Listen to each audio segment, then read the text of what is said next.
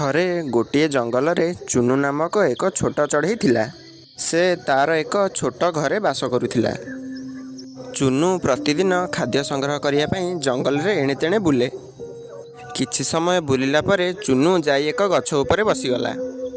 ସେଦିନ ସେ କିଛି ଖାଇବାକୁ ନ ପାଇ ବହୁତ ଥକି ଯାଇଥିଲା। ହଠାତ୍ ସେ ଦେଖିଲା ଯେ ତଳେ କିଛି ଖାଦ୍ୟ ପଡ଼ିଛି। ଚୁନୁ ତାକୁ ଦେଖି ବହୁତ ଖୁସି ହୋଇଗଲା। ଚୁନୁ ଉଡ଼ିଯାଇ ସେ ଖାଦ୍ୟ ପାଖରେ ପହଞ୍ଚିଲା, କିନ୍ତୁ ହଠାତ୍ ସେ ଶିକାରୀମାନଙ୍କ ଦ୍ୱାରା ବିଛାଯାଇଥିବା ଜାଲରେ ପଡ଼ିଗଲା। ତାପରେ ଚୁନୁ ବଞ୍ଚାଅ ବଞ୍ଚାଅ ବୋଲି ଜୋରରେ ଡାକିବାକୁ ଲାଗିଲା। ସେହି ଜଙ୍ଗଲରେ ବୁନୁ ନାମକ ଅନ୍ୟ ଏକ ପକ୍ଷୀ ମଧ୍ୟ ରହୁଥିଲା। ସେ ଚୁନୁର ଡାକ ଶୁଣିପାରିଲା ଓ ତାକୁ ବଞ୍ଚାଇବା ପାଇଁ ତା ପାଖକୁ ଉଡ଼ିଗଲା। ବୁନୁ ଦେଖିଲା ଯେ ଚୁନୁ ଏକ ଜାଲରେ ଫସିଯାଇଛି।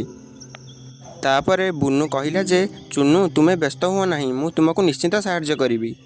ତାପରେ ବୁନୁ ବହୁତ କଷ୍ଟରେ ଚୁନୁକୁ ସେହି ଜାଲରୁ ବାହାର କଲା। ତାପରେ ଚୁନୁ ତାର ଜୀବନ ବଞ୍ଚାଇଥିବାରୁ ବୁନୁକୁ ଧନ୍ୟବାଦ ଜଣାଇଲା। ତାପରେ ସେ ଦୁହେଁ ସାଙ୍ଗ ହେଲେ ଓ ଜଙ୍ଗଲକୁ ଉଡ଼ିଗଲେ। ଶେଷରେ ଚୁନୁ ଓ ବୁନୁ ମିଶି ଗୋଟିଏ ଘରେ ରହିଲେ।